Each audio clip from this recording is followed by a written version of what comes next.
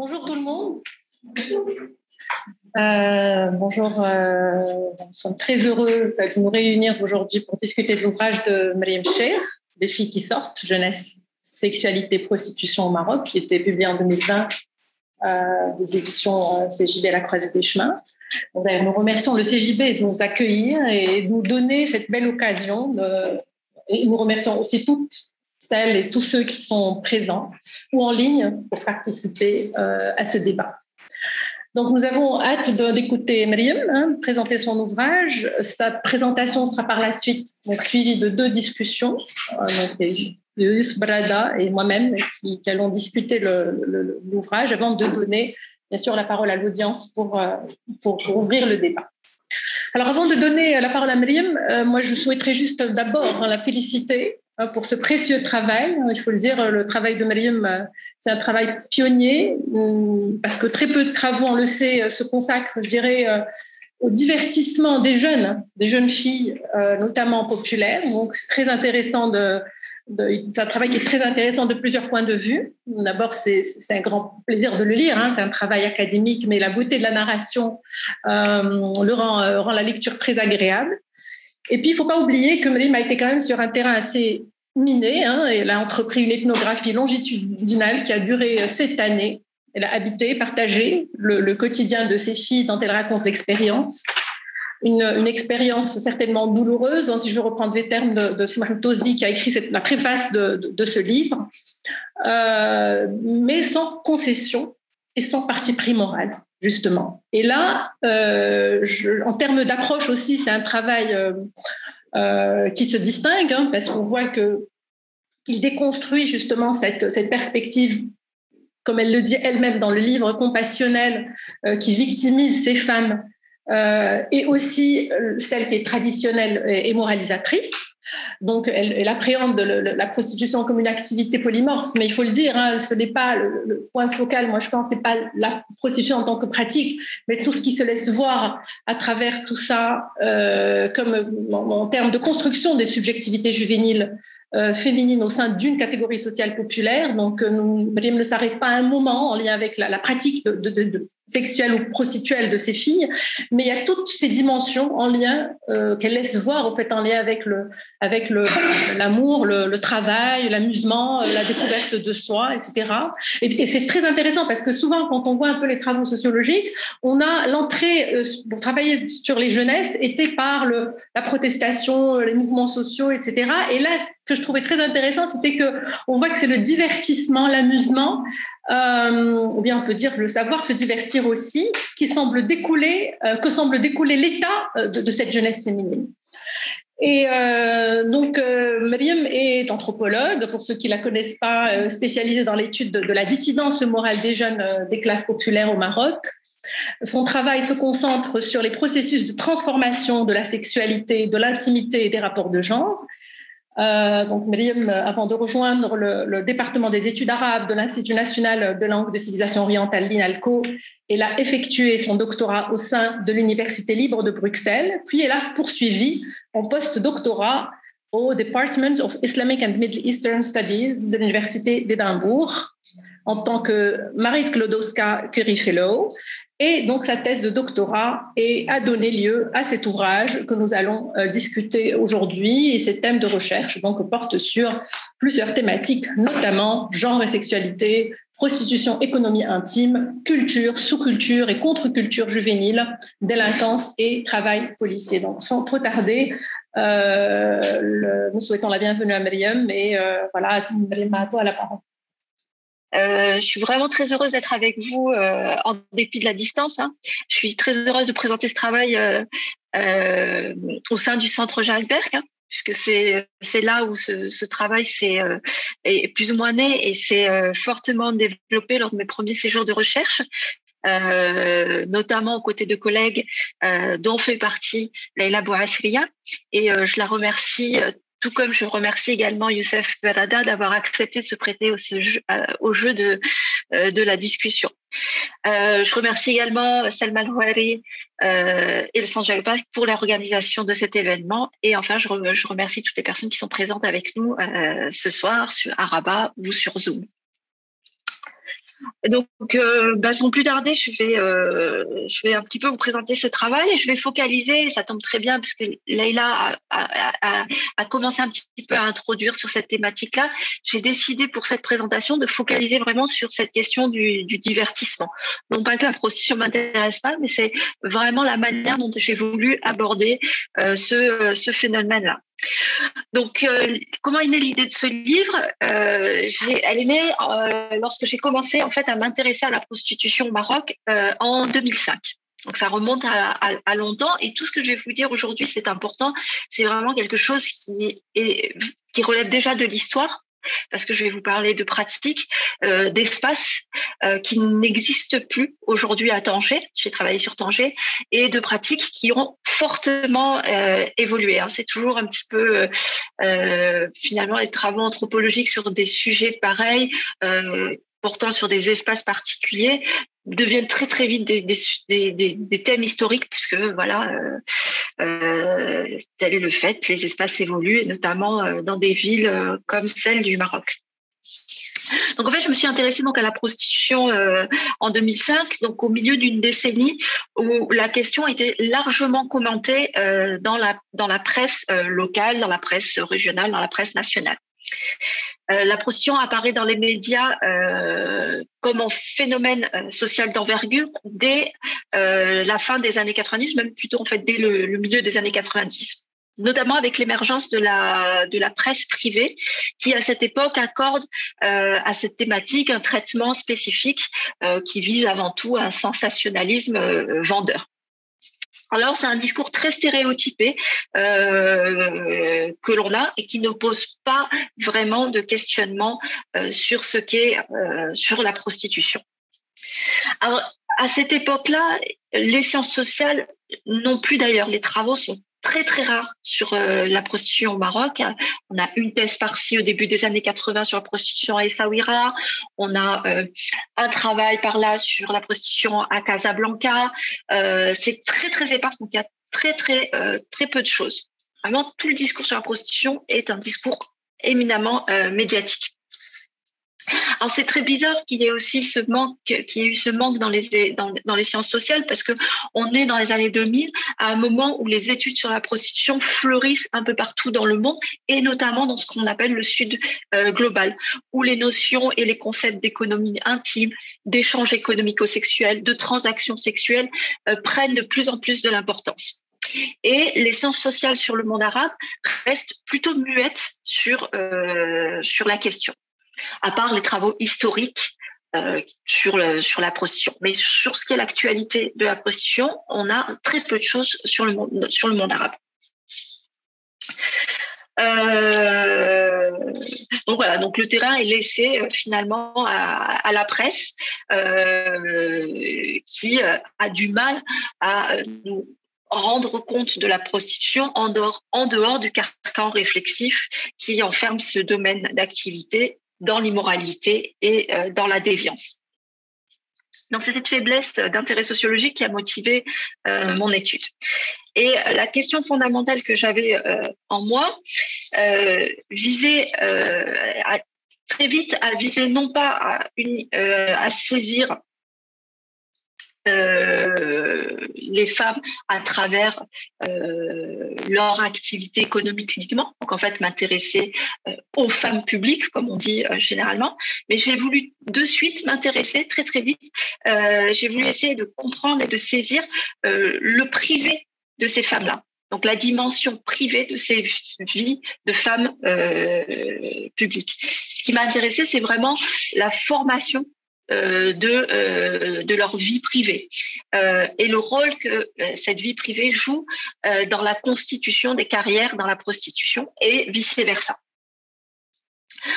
Donc, une fois mes premières et longues observations menées sur les différents univers et lieux de prostitution, et c'est important, ici j'ouvre une parenthèse, c'est important de souligner que quand on dit prostitution, finalement, ça ne veut rien dire. Le terme ne veut rien dire. C'est une notion qui ne dit absolument rien, qui n'explique pas ce qu'est l'activité qu'on est en train d'essayer d'observer. Parce que tout simplement parce qu'il n'y a pas une seule manière de pratiquer cette activité. Il y en a plusieurs. Et c'est quelque chose qui est important de retenir. Je dis prostitution là pour aller très très vite, mais généralement je préfère parler de pratiques prostitutionnelles. Et le faire, ça permet de se rappeler que lorsqu'on a affaire à un discours sur la prostitution, on a affaire à un discours sur une pratique donnée, à un moment donné et dans un groupe donné. Donc, quand j'ai commencé un petit peu à observer ces univers de la prostitution, les lieux, les espaces, les différents groupes, eh bien, j'avais finalement plusieurs possibilités qui s'étaient offertes à moi. J'aurais pu travailler de mille et une façons sur cette question de la prostitution. Et celle que j'ai choisie, c'était celle qui me permettait de dire des choses sur la jeunesse. Donc, j'ai décidé de travailler sur des femmes plutôt jeunes. J'ai décidé de travailler sur des femmes vivant originaires des villes dans lesquelles elles pratiquaient leur activité. Donc, bon, il y a des groupes de femmes, il y a quelques femmes qui ne sont pas originaires de Tanger, qui sont venues s'installer par la suite, mais il y a un groupe important de personnes qui en sont originaires. Et ça, c'est aussi important parce que c'était des choses qui me permettaient d'emblée de casser un petit peu avec des a priori que l'on a sur la prostitution. Elle ne se fait que dans d'autres villes qui ne sont pas la sienne. On doit quitter son domicile familial pour l'exercer, etc. Donc, voilà le choix qui s'est un petit peu imposé à moi. Donc, je referme un petit peu cette parenthèse. Donc, une fois ces premières observations menées sur ces différents univers sociaux, une fois que mes premiers récits de vie sur les mondes de la prostitution ont été élaborés, j'ai commencé donc à regarder le privé de ces femmes. Et c'est à ce moment-là, soit 3 ans après le début de mes investigations, que le cœur de ma recherche a donné lieu à ce livre, a véritablement commencé. Alors, comment j'ai procédé? Tout mon travail se base sur une ethnographie longitudinale, puisqu'elle a duré plus ou moins 7 ans, qui m'a permis de me plonger dans le quotidien de 2 groupes de jeunes femmes, composées chacune d'une dizaine de personnes et habitant Tanger. J'ai partagé leur quotidien pendant 2 ans, en habitant avec elles dans des colocations. Puis, j'ai suivi durant les 5 années suivantes l'évolution de leur parcours, notamment lors de retours ponctuels et grâce aussi au maintien des communications via les réseaux sociaux, etc. Donc, l'enquête ethnographique a reposé sur 3 lieux d'observation, les colocations donc, que j'ai partagées avec elles. Et cette immersion a été importante parce qu'elle m'a permis de construire une proximité de confiance et d'être accueillie dans leur famille et leurs divers groupes d'amis. Donc, parce que j'ai habité avec ces femmes-là, il m'a été beaucoup plus facile, du coup, de pouvoir les suivre quand elles étaient dans leur famille, de pouvoir participer à leurs activités familiales, mais de pouvoir aussi participer à toutes leurs activités amicales. L'autre lieu d'observation, eh bien, ont été constitués par les lieux de prostitution. Même si j'insiste sur le fait que c'est le privé qui m'a intéressée, j'ai pas du tout éludé toute la question de la structure des univers de la prostitution. Donc, j'ai observé les lieux de prostitution, c'est-à-dire les bars, les discothèques et autres espaces notoirement réputés comme prostitutionnels, notamment tous ces lieux qui constituent ce que j'appelle dans le livre le locatif de passe, donc les chambres qui sont louées pour les passes, ce qu'on appelle parfois les garçonnières, etc. Donc il y a tout un développement là-dessus, notamment dans mon premier chapitre. L'autre site d'observation a été constitué par les forums des sites dédiés aux clients de la prostitution. Donc, j'ai épluché les forums qui se dédient à ces questions de la prostitution. Et cette ethnographie numérique m'a permis un peu d'enrichir ma compréhension, notamment de la clientèle masculine. Alors, quel angle d'approche j'ai abordé ? J'ai décidé de focaliser un petit peu sur le divertissement, qui est donc cet angle d'approche qui est fort dans le livre. Alors, le livre commence par la description d'une après-midi que j'ai passée avec une de mes colocataires en 2009. Alors, ça fait à peu près 1 an que j'habite avec elle. Et au début du livre, je raconte un peu une longue promenade que l'on a eue toutes les deux le long de la corniche de Tanger, enfin, le long de la plage de Tanger, et puis particulièrement le long des discothèques et des bars qui formaient jusqu'en 2015 les lieux de divertissement nocturne et de la prostitution tangéroise. Donc aujourd'hui, ces lieux n'existent plus. Donc ne les cherchez pas. Aujourd'hui, tout a été rasé. On n'a plus qu'une grande esplanade qui prolonge la nouvelle marina tangéroise. Et donc, c'était vraiment ce lieu-là qui constituait le cœur du divertissement nocturne à Tanger. Lors de cette promenade où on longeait ces différentes discothèques, ces différents bars, ma jeune colocataire me raconte la crise qu'elle est en train de traverser, une crise que j'ai constatée depuis plusieurs semaines. Elle vient de décider d'arrêter de se prostituer. Et cette promenade, en fait, est un peu l'occasion pour elle, en voyant les anciens établissements qu'elle a fréquentés, de faire le point sur son expérience dans la prostitution. Elle revient sur son adolescence et me parle de ses débuts dans l'univers festif de sa ville. Elle me parle de ses expériences amoureuses douloureuses. Et c'est aussi pour elle l'occasion de revenir sur ce qui constitue encore une énigme et une incompréhension. Comment est-ce qu'elle a pu glisser au point de devenir une prostituée professionnelle alors qu'elle ne faisait que sortir, entre guillemets, je reviendrai sur ce terme-là, pour elle. Et c'est donc ce constat-là, de ce glissement, qui l'amène à décider d'arrêter. Donc, un arrêt qui durera un peu moins d'1 an, mais qui est important. Alors, cette jeune femme qui s'appelle Salima dans le livre, donc tous les prénoms dans le livre sont des pseudonymes, évidemment. Cette jeune femme appartient, comme le reste des jeunes femmes de l'ouvrage, à cette jeunesse féminine issue des classes populaires urbaines marocaines qui est née au mi-temps des années 80 et qui ont vu la mise en place de réformes politiques libéralisant l'économie du pays. Donc les fameux plans d'ajustement structurel du FMI, de la Banque mondiale. Elle fait partie d'une génération qu'on pourrait appeler celle des désajustés. Des désajustés qui n'ont aucunement bénéficié des ajustements, mais ont hérité d'institutions sociales dérégulées, ayant précipité les blocages d'insertion sociale à différents niveaux, au niveau de l'éducation, au niveau du travail, au niveau du mariage. Alors, ce que j'ai essayé de faire dans cette ethnographie, c'est de proposer une réflexion sur cette génération de femmes et les effets sur leur vie, leur trajectoire et leur environnement social de ce tournant néolibéral des politiques économiques du Maroc. Alors, il ne s'agissait pas pour moi de comprendre pourquoi, mais de saisir comment le phénomène de la prostitution s'installait si durablement au Maroc et dans certaines vies féminines. Comment il se manifestait. Et se demander pourquoi est une question à laquelle on répond facilement. Vous dites pourquoi la prostitution, on va vous répondre à cause de la pauvreté.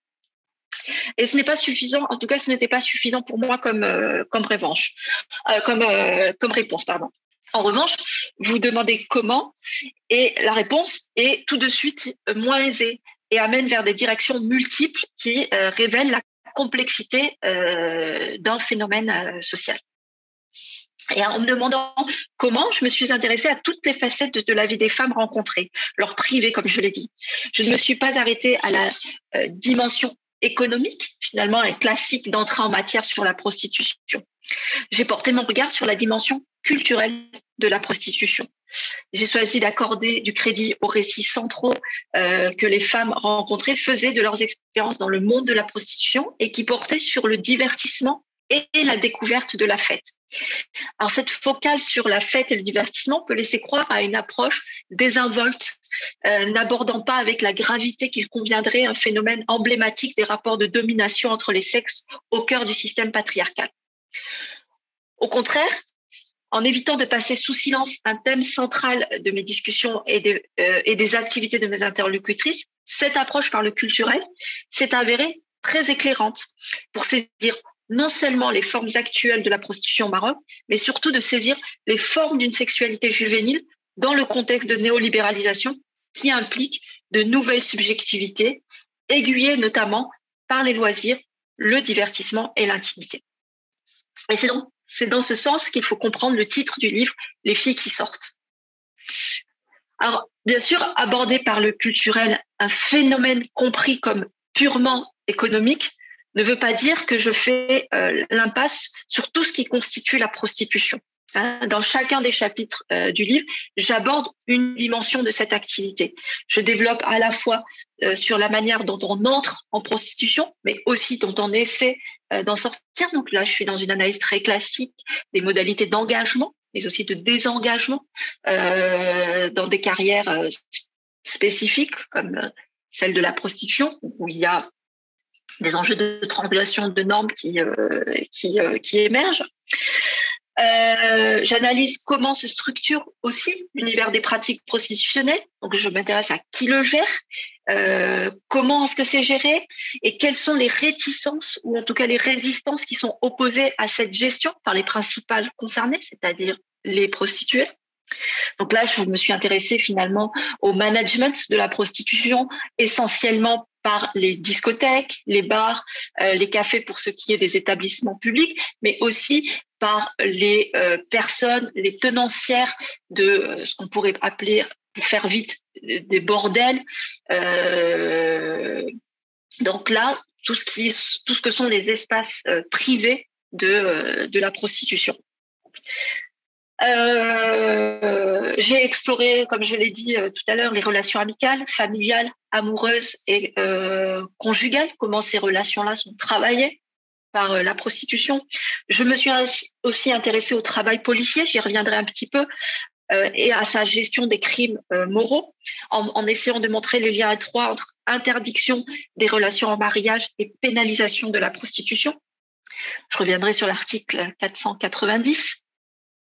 Je me suis attardée sur les violences sexuelles et la domination masculine qui structurent les rapports de genre, que ce soit en regardant du côté des viols, du stigmate et des assignations identitaires. Donc voilà, toutes ces dimensions-là qui interviennent dans les expériences des femmes que j'ai suivies se trouvent dans le livre. Donc il n'y a pas uniquement cette dimension du divertissement. Alors, que signifie cette expression « les filles qui sortent » ? Alors, les filles qui sortent est une expression que j'ai reprise à mes enquêtés. Elles l'utilisaient pour décrire leur activité. Elle parlait de kharij, donc khrouj, etc. C'était des termes, ce sont leurs termes, ce pas des termes que j'ai inventés moi-même. Mais cette expression m'a permis de comprendre le comment. Et le comment m'a amené à regarder l'impact, pour revenir un petit peu à ce que je disais sur cette question d'économie néolibérale, l'impact de l'inscription marocaine dans l'économie globale.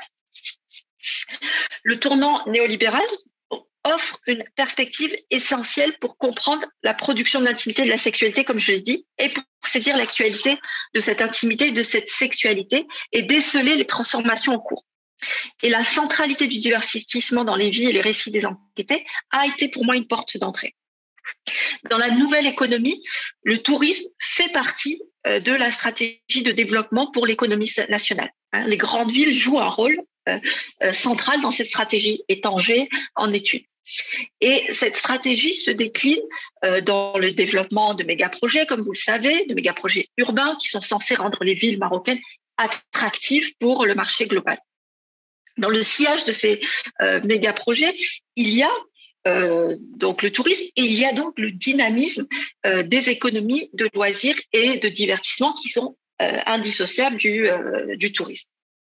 Alors bien évidemment, le divertissement existait bien avant, mais pris dans le cadre d'une stratégie nationale, il devient valorisé par le haut. Et cette valorisation se retrouve dans la constitution des sujets, donc dans la constitution des devenirs individuels. Les loisirs et le divertissement sont des facteurs structurant la découverte de soi, participant d'une valorisation sociale. Ils indiquent également un nouveau rapport au temps et de nouveaux usages sociaux du temps. Ouais, donc, ça, c'est quelque chose que la sociologie des loisirs a très bien montré. Ils témoignent d'une maîtrise personnelle du temps libre, comme l'est, par exemple, cette promenade que j'ai mentionnée.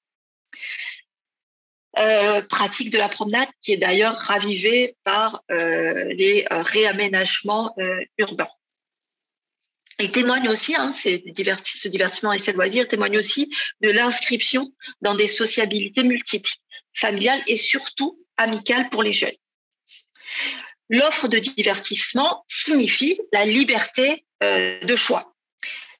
Elle signifie également la fluidité de la circulation dans la ville, par opposition au cantonnement dans un quartier. Aussi, le choix de cette porte d'entrée par le divertissement pour analyser le phénomène de la prostitution a l'avantage de montrer les liens qu'il y a entre la fabrication d'espaces dédiés au divertissement et au loisir et l'élaboration de subjectivité, notamment l'élaboration d'intimité légitime ou illégitime.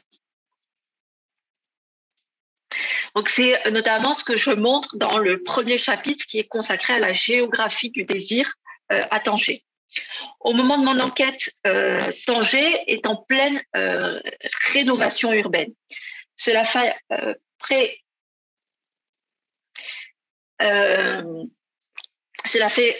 déjà près de 10 ans que différents travaux sont lancés pour réhabiliter une ville jusque-là enclavée depuis la fin des années 60. Et l'entrée par l'aménagement urbain, par lequel je débute le livre, me permet à la fois de tracer les évolutions des espaces festifs et de la prostitution, mais aussi de voir apparaître peu à peu le besoin de distinguer ces deux domaines, que sont le festif et la prostitution, pour que s'impose une manière légitime de faire la fête qui soit dissociée des manières illégitimes de la faire, où la prostitution tient une place centrale. Donc, les rénovations successives des espaces historiques dédiés à la fête et à la prostitution, qui ont tous été construits à l'époque internationale, à différents moments de l'époque internationale, accélèrent la relégation de la prostitution dans des espaces qui ressemblent de plus en plus à ce qu'on pourrait appeler des espaces rouges ou des red light districts. Donc, il y a aussi cette manière finalement de gérer sans le dire la spatialité de la prostitution, la spatialisation de la prostitution qui m'intéresse et qui a tout son intérêt dans cette question du divertissement. J'y reviendrai un petit peu, je vais un peu y revenir. Alors, les filles qui sortent sont dans cet interstice qui se dessine entre divertissement et prostitution. J'ai donc cherché à comprendre l'imbrication que j'observais chez les enquêtés de ce livre entre, d'un côté, la nécessité économique et de l'autre, la nécessité culturelle. Une première mise en garde me semble importante. Ce lien entre divertissement et prostitution n'est en aucun cas un lien de cause à effet. Mon travail ne dit pas que le divertissement et les économies de loisirs sont la cause du phénomène de la prostitution. Ce que je dis, c'est que la prostitution est pratiquée aujourd'hui au Maroc par des personnes ayant élaboré un certain type de subjectivité dans un contexte économique particulier qui valorise l'amusement et qui fait que la prostitution n'est en rien semblable à la prostitution qui se pratiquait, par exemple, le lendemain de l'indépendance ou à celle qui se pratiquait durant la colonisation. Alors, à partir de cette expression des filles qui sortent, j'ai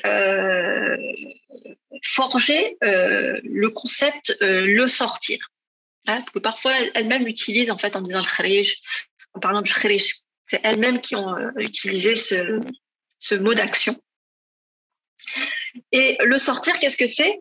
C'est une pratique qui englobe différentes expériences qui ont toutes trait à la sexualité et l'intimité. Alors, sortir renvoie certes au travail sexuel, puisque la pratique prostitutionnelle est au centre, mais il renvoie également à d'autres expériences tout aussi importantes, que sont le divertissement d'une part et la relation amoureuse ou la conjugalité stable d'autre part. Alors pour les filles, dire je sors, ça signifie à la fois je me prostitue, je prends du bon temps et j'essaie de me trouver un mari. Donc c'est 3 choses. Ce que j'ai essayé de faire, c'est de questionner l'articulation entre ces 3 expériences. Et j'ai essayé de rendre compte de l'agencement de cette articulation. Et une première chose qui apparaît est que le sortir est une activité par laquelle des jeunes femmes issues de milieux populaires essaient de concilier à la fois leur précarité économique, leur désir de découverte de soi et leur insertion sociale ou leur devenir adulte. En écoutant attentivement leur stratégie de distinction à l'égard d'autres catégories de pratiques prostitutionnelles, j'ai voulu réfléchir sérieusement en termes de jeunesse et de sexualité et pas seulement en termes de prostitution. C'est ce que je disais au départ quand je disais que c'était important de penser en termes de pratiques prostitutionnelles, parce que si je m'étais intéressée, par exemple, à des groupes que j'ai fréquentés, qui apparaissent parfois dans le livre, à des groupes de femmes plus âgées, ayant des enfants, ayant divorcé, se situant sur une modalité de la prostitution, j'aurais donné lieu à une toute autre réflexion. Et en m'intéressant particulièrement à ces femmes-là, ce que j'avais vraiment envie de faire, c'était m'intéresser aussi à cette question de la jeunesse et aussi à la question sexuelle qui se pose à cette jeunesse au Maroc aujourd'hui, ou à ces jeunesses qui se posent au Maroc aujourd'hui.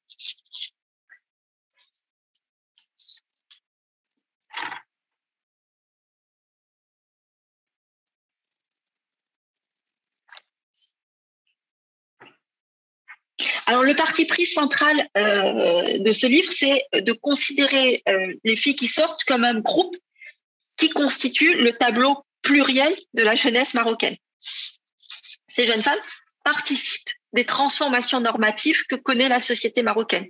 La dimension juvénile qu'elles mettent en avant en parlant de divertissement, voire de délire, entre guillemets, pour reprendre le terme qu'elles utilisaient. Alors, elles utilisaient un terme tangérois qui était celui de kahkeh. Donc, en parlant de divertissement, voire de délire, cette dimension juvénile est essentielle. Être une fille qui sort, c'est certes avoir des pratiques qui s'inscrivent dans un domaine spécifique, mais il s'agit aussi de pratiques qui à la fois participent et s'inscrivent dans le mouvement de contestation des normes de pudeur et de chasteté. En d'autres termes, le sortir peut être vu comme un élément d'une culture juvénile dissidente moralement qui émerge depuis plusieurs décennies au Maroc et reflète une dimension du changement social. À travers ces filles, je me suis intéressée autant à leur résistance à un ordre moral qu'à leur lutte quotidienne contre des structures économiques et sociales qui limitent leur accès aux ressources. J'ai regardé le phénomène prostitutionnel au prisme d'une réflexion sur les marchés de l'emploi féminin, au prisme d'une réflexion sur l'effondrement des marchés matrimoniaux et des modalités classiques de mise en couple. Ici, j'ai par exemple pensé à la relégation à l'arrière-plan du rôle de la famille pour la reproduction sociale et la survie économique. Je propose dans ma conclusion de comprendre le sortir comme l'effet d'une des grandes transformations de ce XXe siècle, à savoir le recul des familles dans le devenir sexuel de leurs enfants et notamment de leurs filles. Donc c'est vraiment une transformation sur un temps très très long. Je ne parle pas de quelque chose qui est nouveau, il n'y a rien de nouveau là-dedans. C'est vraiment une transformation qui court depuis plusieurs générations. L'expression « les filles qui sortent » pourrait faire penser à la tentative d'une euphémisation, une tentative de ne pas dire la réalité crue de la prostitution. Ce n'est cependant pas le cas. Au contraire, cette expression permet d'approfondir la compréhension d'un groupe social, en l'occurrence des jeunes femmes issues des classes défavorisées, qui entreprennent par elles-mêmes de capitaliser sur leur sexualité pour devenir des adultes respectables. Je pourrais revenir peut-être au moment des questions sur comment on passe justement d'activités hautement stigmatisé à la respectabilité. J'ai essayé de comprendre comment est survenue cette capitalisation de sa sexualité, et cela m'a amené à explorer leur vie adolescente, les moments où elles découvrent ce qu'est l'intimité, où elles découvrent le corps de l'autre sexe, où elles font leurs premières expériences intimes, et surtout où elles apprennent l'idéologie économique des rapports entre les sexes. Donc où elles apprennent que la norme, qu'il y a une norme qui est celle du don masculin et qu'il y a une norme qui est celle du recevoir féminin, qui est en pleine transformation aussi. Je m'intéresse aussi aux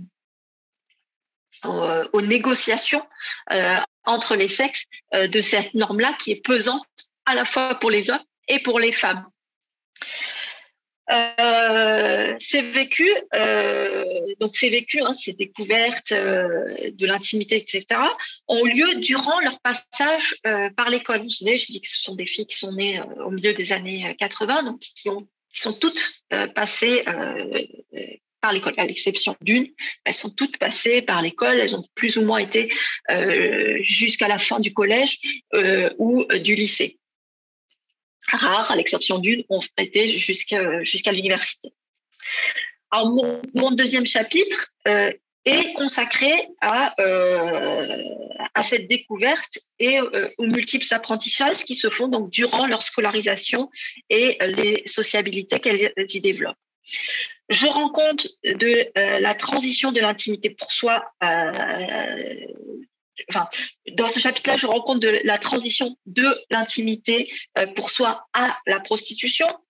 Je m'intéresse à la capitalisation du sexuel. Comment est-ce qu'elles en sont venues à convertir leur sexualité qu'elles découvrent en capital? Quelles sont les significations de l'argent et des dons qui circulent entre garçons et filles très tôt? Comment rendre compte des différences de déploiement de cette idéologie économique des rapports de genre? Donc cette norme du don masculin et cette norme du recevoir féminin, selon qu'on est dans une situation de prostitution, selon qu'on est dans une situation de relation amoureuse ou de relation conjugale.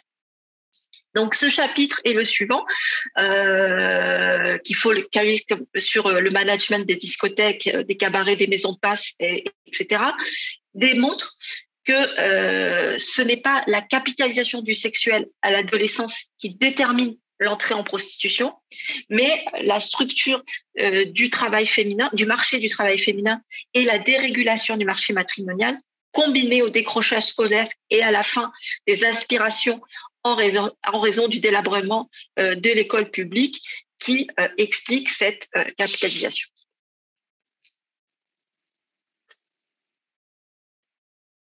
Alors, devenir une prostituée et de moins en moins une fille qui sort, c'est ce que redoutent toutes les filles de cette étude. Et là, je voudrais un peu plus axer sur l'appartenance sociale de ces filles. Elles ont peur, elles ont une grande peur en tout cas, justement de, comme je l'ai dit lors de cette promenade avec une de mes colocataires, de devenir des professionnels du sexe, c'est-à-dire d'être complètement prostitutionnalisées, de se voir réduites à cette activité. Elles en ont une peur immense, car ça signifie en fait pour elles ne plus avoir de valeur, être complètement dévalorisée, de se voir petit à petit dissociée des univers du festif et du divertissement. Donc finalement c'est voir que l'on est en train de perdre la valeur que l'on avait dans le cadre du régime de tolérance vis-à-vis de la sexualité et de l'intimité prémaritale qui s'est peu à peu imposée au Maroc. Alors, ce que m'a permis de révéler cette étude, c'est que donc ce régime de tolérance donne lieu à des vécus qui se distinguent selon des lignes de classe.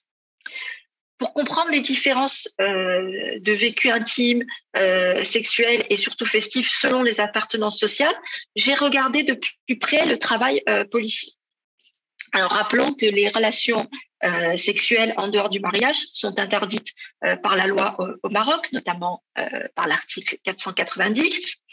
Et vous allez me dire, mais quel rapport avec la prostitution? En analysant le travail policier auquel est consacré le chapitre 4, j'ai observé que les arrestations routinières pour faits de prostitution, qui sont menées dans le cadre de ce que la police appelle les campagnes d'assainissement, se faisaient sous le coup de l'article 490 qui concerne finalement l'ensemble de la population et non sous le coup des articles qui pénalisent le commerce du sexe stricto sensu, qui vont des articles 501, je pense, à 504, si ma mémoire est bonne. Les filles qui sortent ont toutes été arrêtées au moins une fois, parfois plusieurs fois, pour des faits de sexualité hors mariage. Donc, à chaque fois, l'article qui permettait ces arrestations, qui permettait des gardes à vue d'1 à 2 jours, était celui qui est l'article 490. L'analyse sur 3 décennies des chiffres sur les crimes moraux,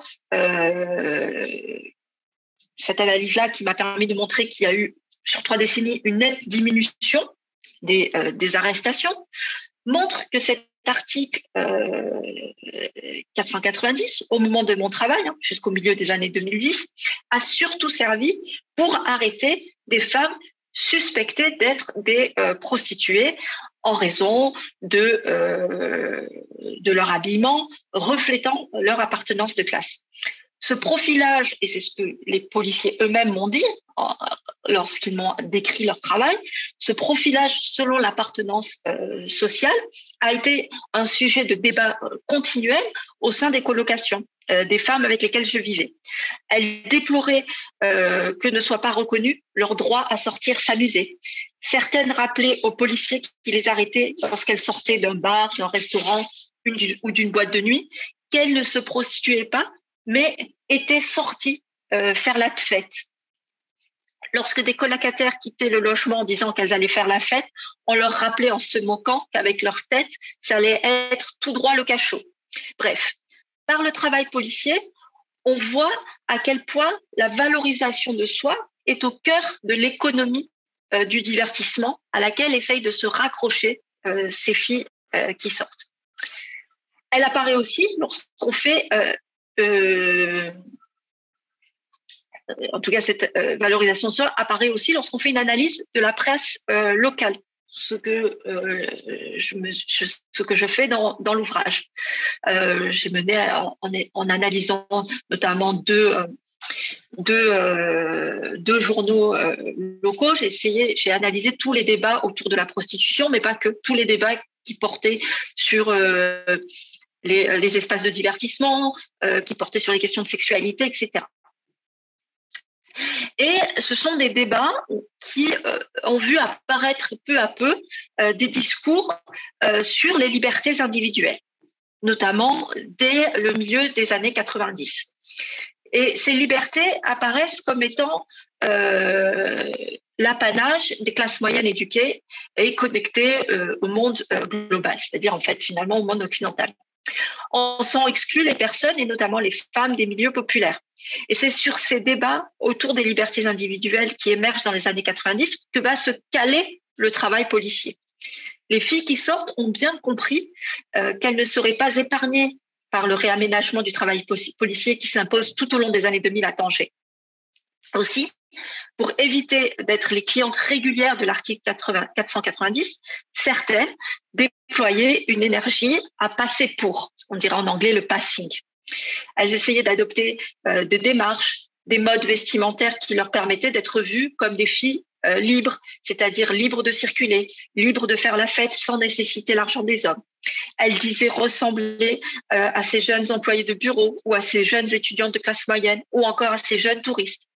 Et il ne s'agissait pas pour elles de taire qu'elles pouvaient se prostituer, mais d'espérer être reconnues comme des consommatrices valorisables de cette économie du divertissement. En fait, ce que j'essaye de dire ici, c'est de montrer comment dans ce phénomène prostitutionnel, on retrouve, ou en tout cas apparaît petit à petit, cette logique de distinction que j'ai commencé à analyser en m'intéressant aux espaces, ce que les rénovations urbaines faisaient aux espaces, comment ces rénovations essayaient de distinguer clairement entre des espaces valorisables et des espaces non valorisables, des espaces légitimes pour la fête et des espaces illégitimes, des espaces propres finalement et des espaces sales, parce que ils sont associés les univers de la prostitution, mais pas que. En fait, ils sont associés des univers du festif des classes populaires. Donc, on voit petit à petit comment on est sur cette question sexuelle qui se pose au Maroc, comment on est en train de se construire, et on y est toujours, est en train de se construire des intimités valables et des intimités non valables. Alors, pour conclure, je dirais que ce que j'ai cherché à faire dans ce livre, c'est de sortir des analyses classiques en termes de déviance et de marginalité, qui proposent de penser des vies en les déconnectant du reste du monde social. Donc, j'ai vraiment voulu éviter de reproduire des analyses en termes de déviance et de marginalité. J'ai plutôt voulu reconnaître en ces filles, en ces femmes, leur radicalité et donc leur dissidence, à la fois sociale et morale, qui s'expriment dans leurs actions. J'ai voulu reconnaître en elles des actrices centrales du bousculement des normes de chasteté au Maroc. Alors, il ne s'agit pas évidemment de parler d'une libération sexuelle, on n'est pas du tout dans ça, on est plutôt dans un registre de visibilisation progressive où peu à peu, les normes de discrétion et de pudeur s'amenuisent et les limites du tolérable sont repoussées. Passer par ce qui est le plus marginal, la prostitution, est un réel défi que j'essaye de poser au lecteur. Et la question que je pose au fond au lecteur, c'est comment peut-on penser les sexualités dans un pays qui les criminalise encore sans sacrifier des sujets trop lourds à porter ou trop compromettants pour sa propre respectabilité? Comment penser la question sexuelle en incluant la totalité des individus, en incluant la totalité des jeunesses et en incluant cette question de la prostitution qui me semble être au cœur de la question sexuelle au Maroc. Et je vous remercie.